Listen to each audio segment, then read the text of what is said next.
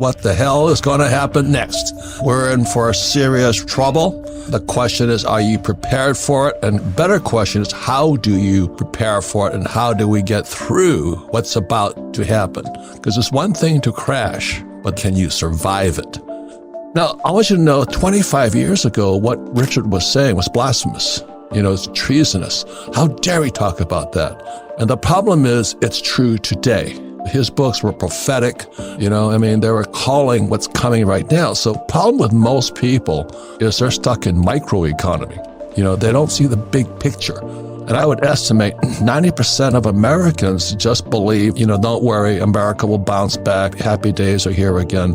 And as a U.S. Marine, we call the people who are stuck in the microeconomy, they got their heads up their asses. They can't even see what's happening in the real world. So I talked to many real estate agents here in Arizona and said, don't worry, interest rates are going up and all this stuff, but don't worry, Arizona is hot. That's true because the people are migrating out of California, Chicago, New York, and now Florida, they're moving here, So Arizona is good. So on the micro scale, these real estate agents are accurate. They're going, I don't have to worry, man. I live in Arizona. So that's having your head up your ass as far as I'm concerned because you can't see the macro. And when you look at the macro, the whole world is collapsing around them. And it's going to be good for Arizona, maybe because people will move here and all this stuff. Let's say that China whacks Taiwan. Well, that's good for me in Hawaii because all those Taiwanese will move to either California, Arizona, or Hawaii.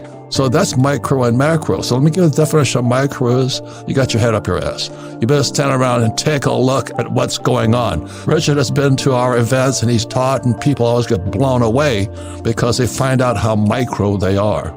So my friend, you've been calling this for a long time. The dollar is in crisis, isn't it? Well, so our economic system is in crisis, and I'm really worried now that we're on the verge of a serious economic crisis that could see the destruction of trillions of dollars of additional wealth before this thing is over. Give me a break. Are we corrupt or what? Has it been corrupted? Capitalism, in my view, became corrupted at the fundamental level when we stopped backing dollars with gold. Yes. And to make a long story short, this unleashed an explosion of credit. Credit absolutely exploded. Total credit or total debt in the United States grew from $1 trillion when I was 3 years old in 1964 to $91 trillion now. From $1 to $91 trillion in my lifetime. And during that process, that created a great deal of wealth, a great deal of economic growth in the United States and all around the world. But our economy became addicted to credit growth. Our economy must have credit growth to stay out of crisis. And now credit is contracting when you adjust it for inflation.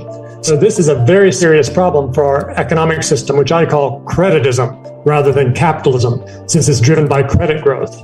I want you to pull your head out of your butt and take a look at the world, because Richard sits in Thailand. He's an American. He sits out there and he can see the world, but Americans can't see past their house. Micro is this. You're pumping gas into your leased SUV and you're going, why is the price of oil going up?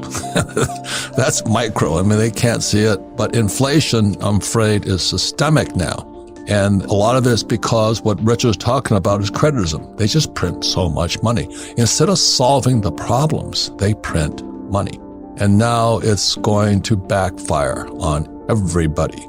Nord Stream 2, they torpedoed the pipeline. You have the war in the Ukraine. The English pound crashed. Japan's yen is in serious trouble. And I guess North Korea fired some rocket at the Japanese. You have inflation being systemic. And you have the BRICS. BRICS, Brazil, Russia, India, China, South Africa. You want to take anyone on? First of all, what happened to the English pound? Because that's with the gilts and all that other stuff. Gilts is a government bond or something like that from England. Right. That was the second blow we've experienced in the last 2 weeks. What happened there was the new English Prime Minister and her finance minister announced very large tax cuts, very, very large tax cuts, with a lot of this going to the wealthy people, the wealthiest parts of society. And that meant that the UK government was going to have to borrow a great deal of additional money just at the time when the Bank of England, which had been buying government bonds through its quantitative easing program, it was planning to start selling government bonds. So suddenly, England looked like a third world country. Its interest rates on its government bonds doubled in about a 2-week period. They went from 2% on a 10-year government bond yield to 4%. Normally, that would make the currency appreciate, but the English pound started dropping like a rock. On Monday morning, it dropped to 103 to the dollar, the lowest in history.